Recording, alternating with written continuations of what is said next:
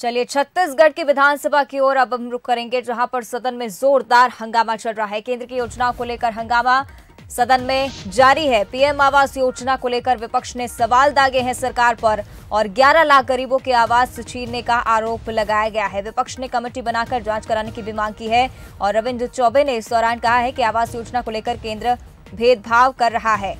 साथ ही केंद्र ने अपनी केंद्रांश की राशि जारी नहीं की है। राज्य के हिस्से की राशि भी केंद्र नहीं दे रहा है। तो छत्तीसगढ़ से आपको खबर बता रहे हैं, विधानसभा में जोरदार हंगामा, केंद्र की योजनाओं को लेकर हंगामा किया जा रहा है। पीएम आवास योजना को लेकर विपक्ष ने सरकार पर सवाल दावे हैं और इस तरह से आरोप प्रत्यारोप का सिलसिला लगातार जारी। 11 लाख गरीबों के आवास छीनने का आरोप लगाया जा रहा है। विपक्ष ने अपने सवाल दागे और विपक्ष ने मांग की है जवाबों की सरकार की ओर से। हालांकि विपक्ष ने कमेटी बनाकर जांच कराने की भी मांग की है। इस पर रविंद्र चौबे का कहना है कि आवास योजना को लेकर केंद्र भेदभाव कर रहा है। केंद्र ने अपनी केंद्रांश की राशि जारी नहीं की है।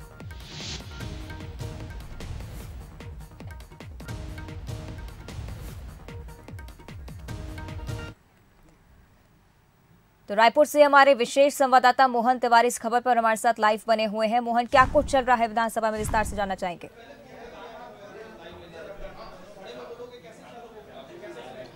देखिए, ऐसा बहुत कम होता है कि एक सवाल पे इतनी चर्चा हो कि पूरा प्रश्नकाल जो है वो उसी पे समर्पित हो जाए। कुछ वैसा ही आज के दिन हुआ है और विधानसभा के प्रश्नकाल का जो पहला सवाल था, जिसमें प्रधानमंत्री आवास योजना के जो मकान के लिए केंद्र ने राशि का आवंटन किया था, वो राशि वापस ले ली है, उस पर आज सवाल अजय चंद्राकर जो कि बीजेपी के विधायक हैं उनके द्वारा उठाया गया और उसके बाद एक एक करके सारे बीजेपी के विधायकों ने उसमें जो सवाल जोड़े और जो सत्ता पक्ष की ओर से जवाब आया उससे विपक्ष संतुष्ट नहीं था। बार बार इस बात की दलील राज्य सरकार के द्वारा दी गई कि छत्तीसगढ़ में जो आवास पेंडिंग है प्रधानमंत्री आवास योजना के तहत, वो उसके लिए राज्य ने अपनी ओर से जो अंश दिया जाना है, जो कि 40% का अंशदान है, उसे इसलिए रोका गया है क्योंकि केंद्र जो छत्तीसगढ़ के हिस्से के पैसे जो केंद्र को देने हैं वो लगातार उसमें हिला हवाली कर रही है और उसमें देरी हो रही है और इसीलिए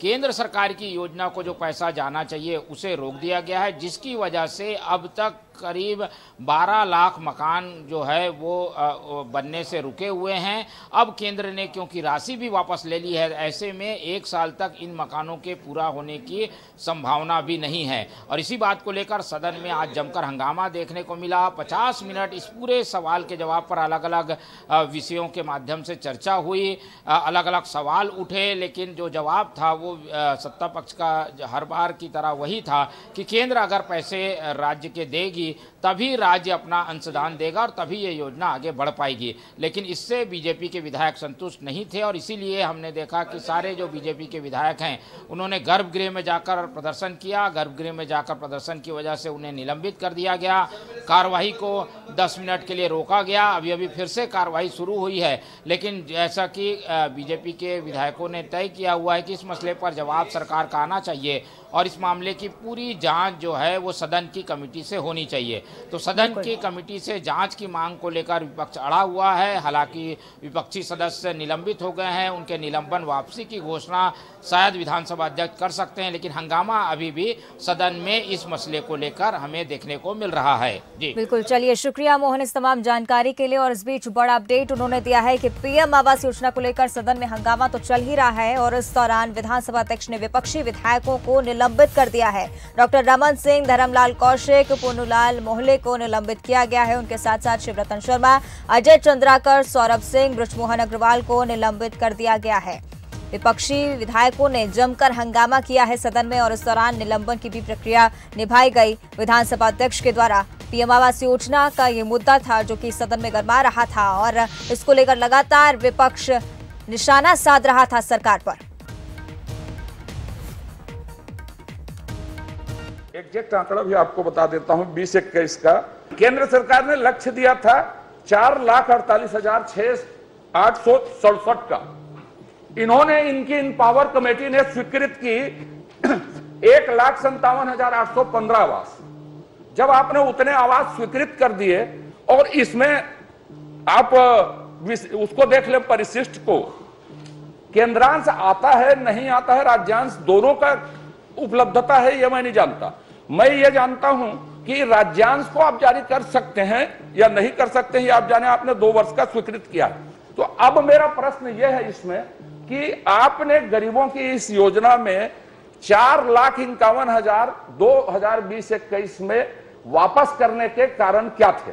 अगर राज्य को उसके जायज केंद्र से मिलने वाले राजस्व के हिस्से को ही आप उपलब्ध नहीं करा पाओगे तो राज्य अपने काम कैसे करेगा?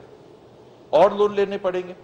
आप 20,000 करोड़ रुपए तक, लगभग 20,000 करोड़ रुपए तक की हमारी राशि, राज्य की राशि, जो हमारा अधिकार है, हमारा हक की राशि है, उसको आप उपलब्ध नहीं कराओगे तो हम अपना काम कैसे करेंगे? हमको लोन लेना पड़ेगा। तो लोन किस किस चीज के लिए लेंगे, उसकी एक सीमा है।